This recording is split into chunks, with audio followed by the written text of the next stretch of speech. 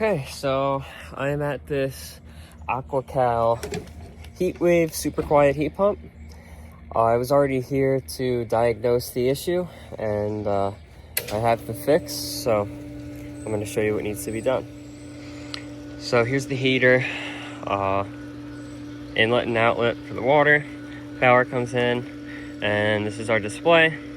You can see we read OTA, over temperature alarm. The temperature sensor inside the unit, which I'll show you when I take off this cover panel, is reading the wrong temperature.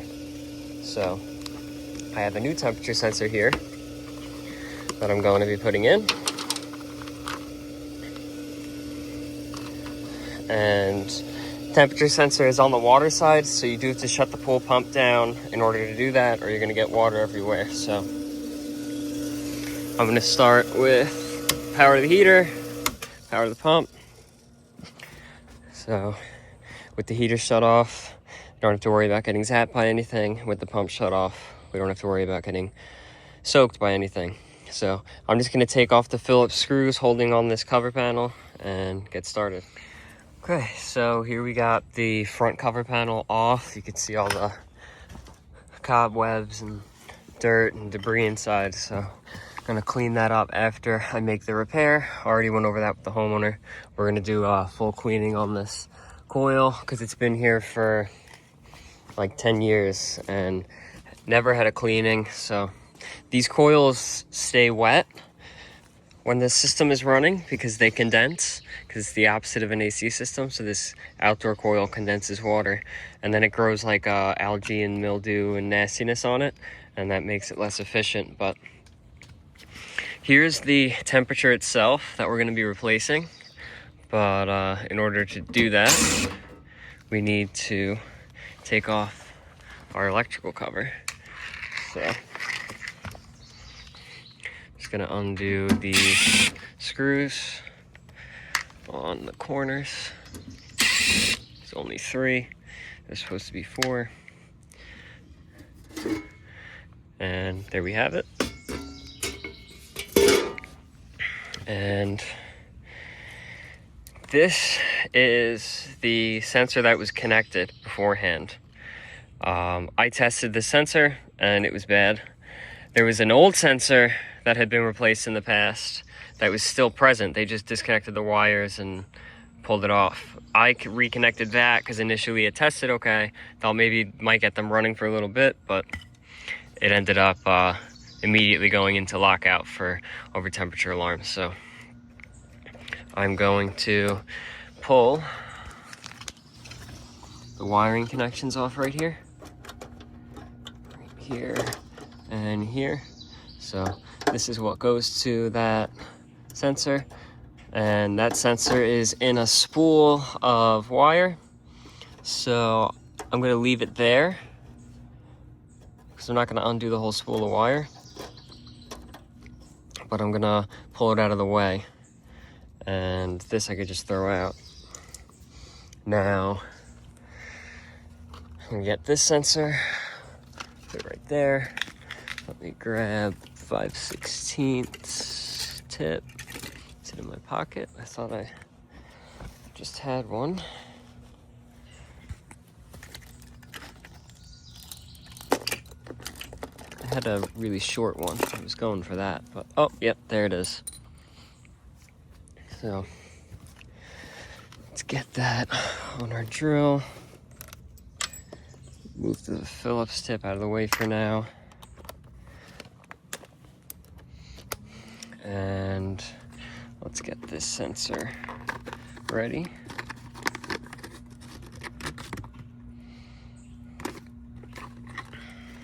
And let's get our new clamp. And let's see, I'm gonna need both hands to do this, so I'll see if I can set the phone down somewhere to record. Okay, so there's nowhere great to record from to show you while I do it, but just undoing that hose clamp pipe strap with the drill. And I'm gonna little more.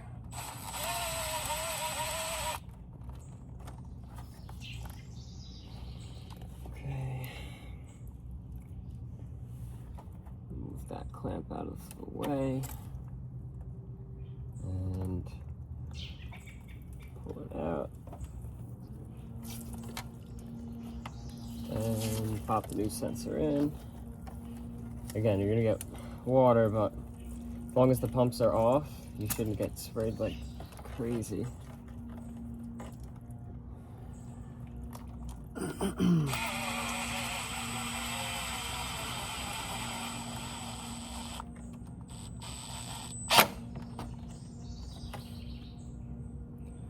Okay. And then I'm gonna fish this wire up through the same grommet that the other one went through.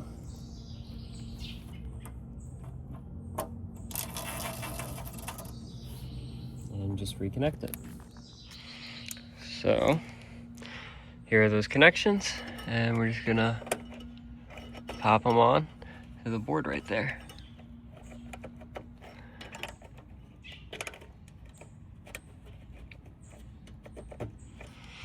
Just like that. And I'll neaten it all up, but for testing, I'm just going to apply power. So I'm going to start with the pump, because we're going to need pressure in order for the heat pump to operate. Turn on our heater. Wait for the screen to load. Water temperature 73. So before we were reading OTA, now we're reading 73. Swipe my finger across to unlock that screen. Raise our temperature up to 89. And wait for it to kick on.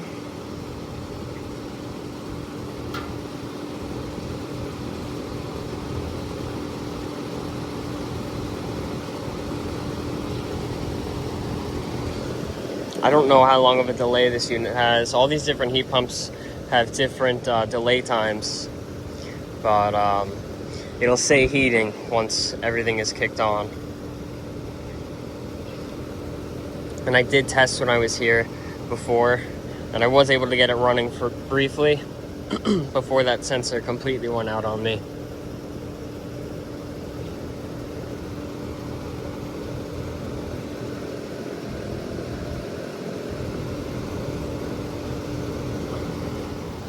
And compressor just kicked on, and we're starting to discharge cool air with no error. So let's shut our heater off, shut our pump off as well, just because it's loud. Doesn't need to be off to do a cleaning, but I'm gonna take off this cover panel here. That way I can get some chemical on this coil and rinse it. Hopefully there's a hose nearby, or I can get hose over here. So I'm gonna figure that out. Okay, so it looks so filthy, all this foam coming off this coil. I don't think the camera does it justice, but this coil was really, really dirty. So I'm just gonna rinse it out now that I've let the chemicals sit and foam up. A lot of crud. I mean, crazy buildup on this coil. It's gonna be a completely different color when I rinse it.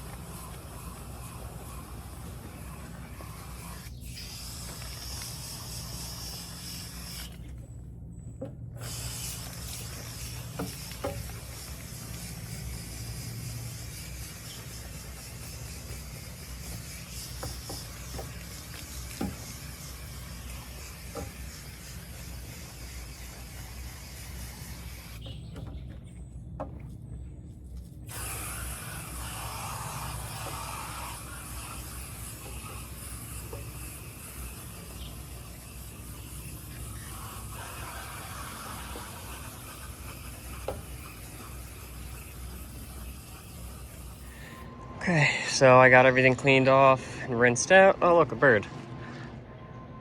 Pretty close. I just kind of wiped down the pressure switch in there because it is exposed and did get wet. It should be fine. We're gonna turn our pump on, turn our heater on.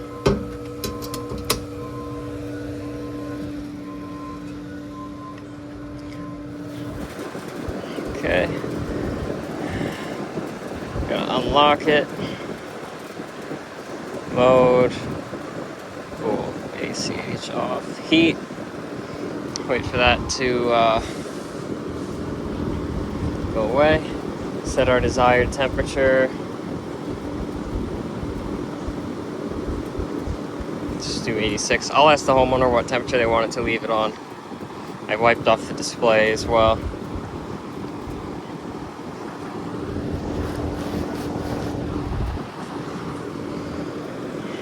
Just before I close it all up, I want to make sure that it kicks back on with no issues or surprises. So we'll give it that delay. If it kicks on, then I'll throw the cover back on.